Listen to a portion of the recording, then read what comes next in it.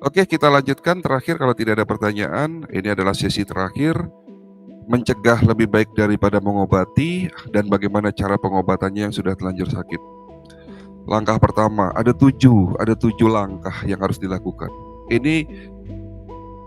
Langkah ini mungkin seolah-olah biasa, tapi insya Allah kalau dilakukan terus 3 bulan ke depan, insya Allah level kesehatan kita akan meningkat lagi. Langkah pertama, jaga hati. Saya taruh di langkah pertama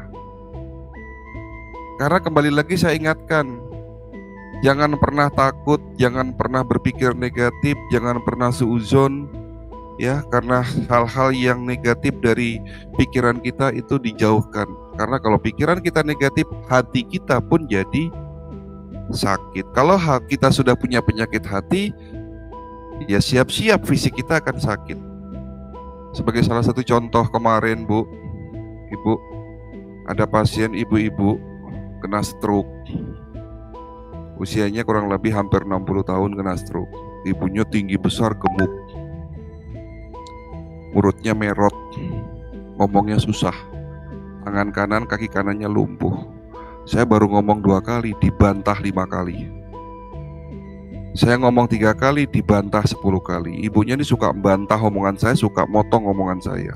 Lalu saya sudah bisa lihat ini karakter ibunya seperti apa. Suaminya gak berani duduk di sebelahnya. Anak dan suaminya duduk di belakangnya.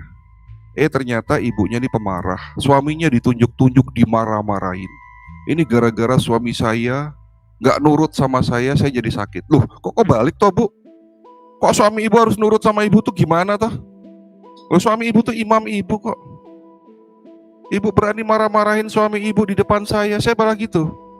Ya, jangan sampai seperti itu. Hati-hati dengan lisan ibu. Mungkin ibu diberikan stroke karena ibu punya kesalahan sama suami. Saya ngomong gitu saya dimarahin, Pak.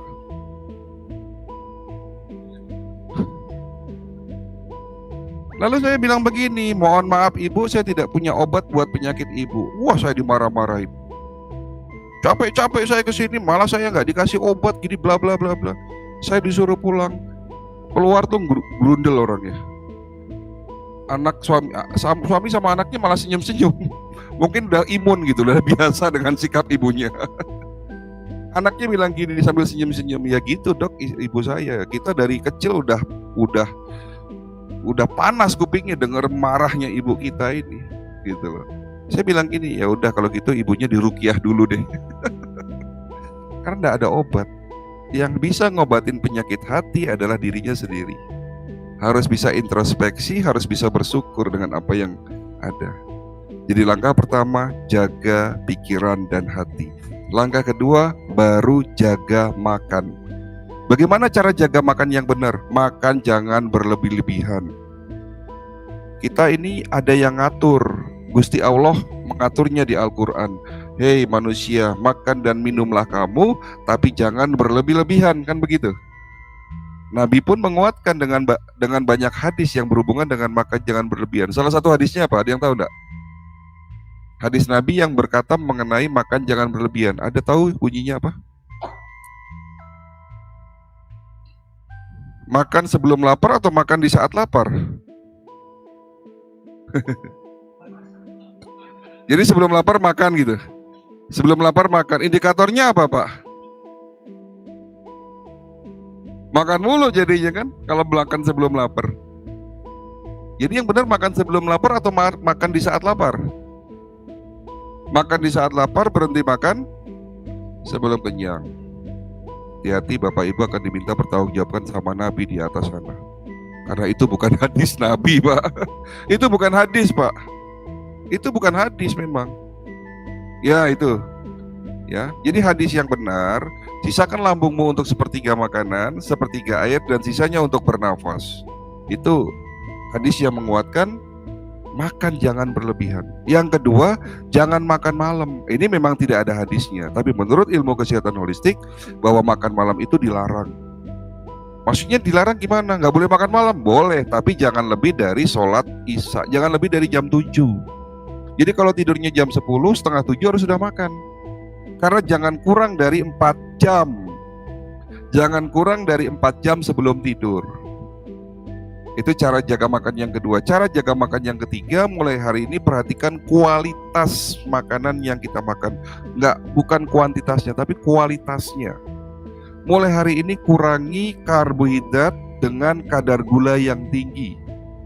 Kalau perlu jangan dimakan karbohidrat yang kandungan kadar gulanya tinggi. Apa contohnya? Nasi putih. Itu kadar gulanya sangat tinggi, Bapak Ibu sekalian. Satu piring nasi putih seolah-olah kita makan 5 sendok gula pasir. Kenapa? Karena nasi putih hari ini tuh beda dengan nasi putih 30 tahun yang lalu. Nasi putih hari ini kadar vitamin B-nya rendah, seratnya rendah, tapi kadar gulanya sangat tinggi. Makanya hari ini banyak orang sakit diabetes.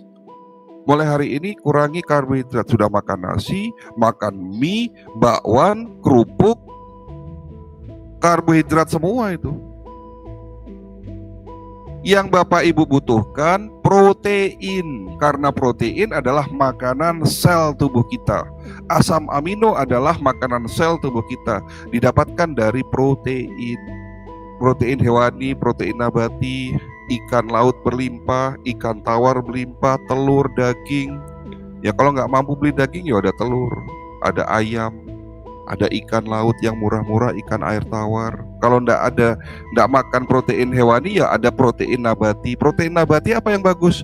Kacang polong, kacang merah, itu bagus proteinnya. Kedelai itu adalah sumber protein terbaik.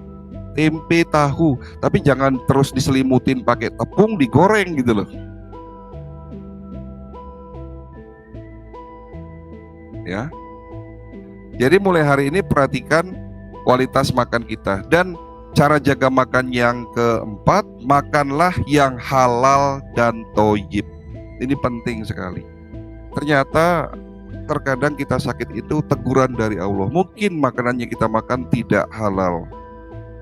Bukan tidak halal secara makanannya, tapi mungkin uang yang kita beli untuk makanan ternyata juga nggak halal. Mungkin seperti itu. Introspeksilah. Mungkin anak kita sakit, istri kita sakit, bahkan diri kita sakit. Kita mendapatkan sesuatu yang diharamkan oleh Allah. Mulai hari ini berikan anak keluarga kita makanan yang halal dan thoyyib. Ya, itu langkah keempat. Apa? Cara jaga makan yang keempat. Langkah kedua. Langkah ketiga, mulai hari ini istirahat yang cukup. Ada 3 waktu yang perlu diperhatikan. Jangan tidur larut malam. Kalau mau sehat tidur jam 10 paling telat. Setengah 11 sudah paling telat. Jangan tidur setelah sholat subuh. Karena waktu suruk itu waktunya matahari menyinari tubuh kita. Di situ adalah sinar kehidupan. Disebut sinar tera. Makanya ada teknologi baru yang menciptakan teknologi sinar tera yang ada di klinik kita. Itu sebetulnya 5 menit di saat waktu suruk jebret keluar, itu sinar kehidupan. Kita harus keluar, harusnya begitu. Ya, waktu suruk ya. Jadi jangan tidur setelah sholat subuh dan jangan tidur antara asar dan maghrib. Karena kalau sering tidur asar dan maghrib bisa menyebabkan daya tahan tubuh menurun. Sunnahnya Rasul tidur setelah sholat zuhur. Ya. Jadi itu pun nggak lebih dari 1 jam, Pak. Ya. Itu langkah ketiga. Langkah keempat, minum air putih yang cukup.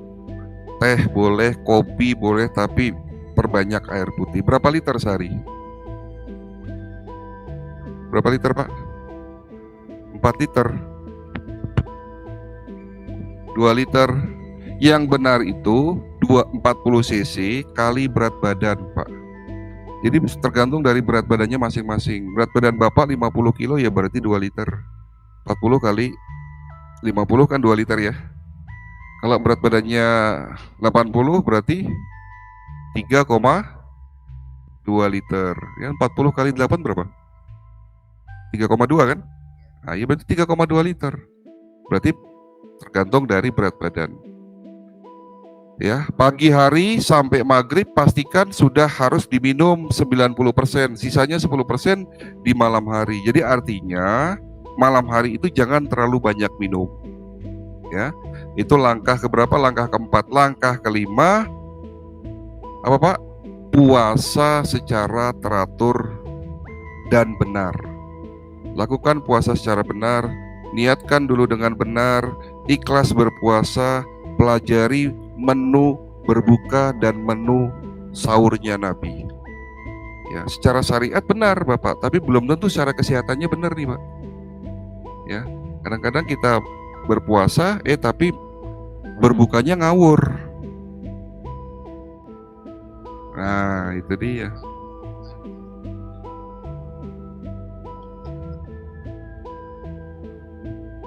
Kenapa suka makan goreng-gorengan? Karena enak itu apa Pak? Kenapa kok enak? Karena terbiasa.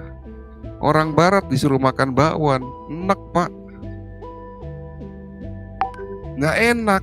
Mereka ngomong nggak enak, karena tidak terbiasa. Jadi enak itu karena kebiasaan sebenarnya. Kemudian lagi pola pikir, kan begitu. Ya, rasa enak itu berapa senti, Pak? Rasa enak itu paling panjang 10 senti. Lidah kita 10 senti panjangnya. Lah usus Bapak berapa panjangnya? Pernah ukur usus Bapak? Nanti di rumah ukur, Pak. Bisa diukur 6 kali tinggi tubuh Bapak. Itu panjangnya usus. 6 kali tinggi tubuh kita. Panjangnya pembuluh darah berapa Pak? Itu panjangnya pembuluh darah kalau di sambung-sambung itu panjangnya 1,5 kali lingkar bumi. Begitu beratnya darah membawa oksigen, nutrisi, air yang harus dibawa ke seluruh tubuh. Itu luar biasa sekali. Tetapi kita kok mentingin yang 10 senti.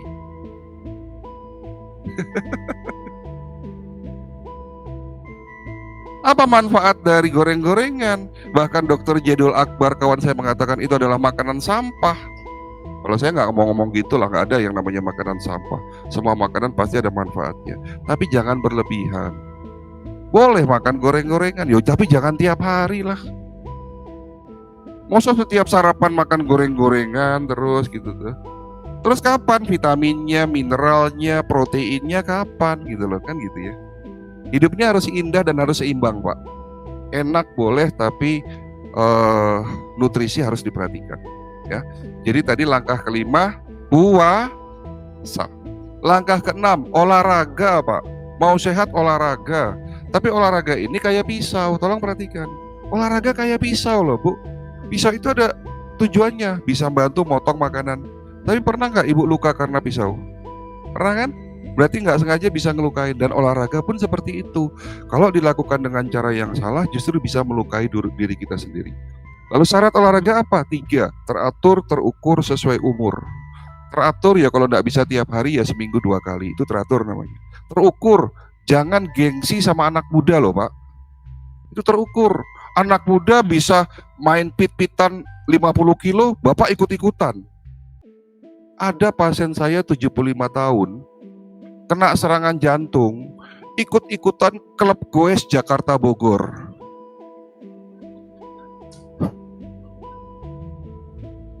Itu nggak terukur olahraganya namanya.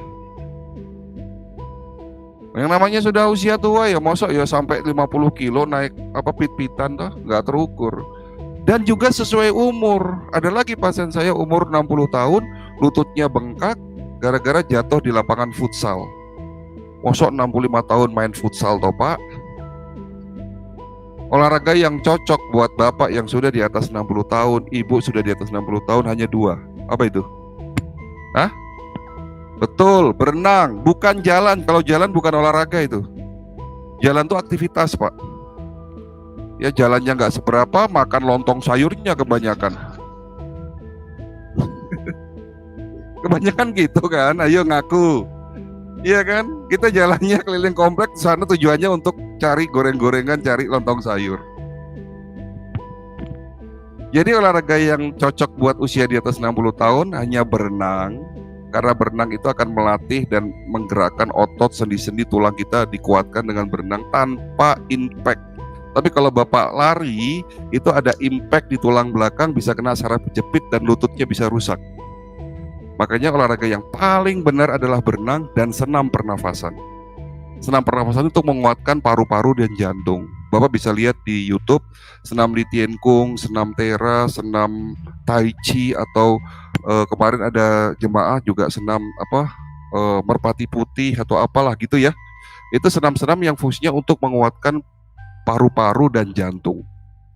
Berenang, senam pernapasan. Kalau tenis jangan, Pak. Enggak apa-apa, asal jangan ngoyo. Hanya sekedar fun, kadang-kadang kita tenis itu ketemu kawan-kawan lama, fun, bahagia gitu kan. Tapi ya kalau nepuk-nepuknya jangan ngoyo, Pak. Tepak-tepuknya itu jangan ngoyo, jangan juga sampai 3 set loh, Pak. Ya, oke. Jadi olahraga teratur, terukur sesuai umur. Dan langkah terakhir, periksakan tubuh kita selagi sehat, itu jawabannya. Medical check up holistik sebelum sakit. Periksakan tubuh kita selagi sehat seperti yang kita lakukan sama motor dan mobil kita. Periksakan motor dan mobil kita secara rutin, ganti oli rutin, tune up rutin, diperiksa rutin. Tujuannya apa? Agar awet. Tubuh kita pengen awet, ya pengen awet, biar sehat sampai kita melihat anak cucu kita sukses kan gitu pengennya ya Pak.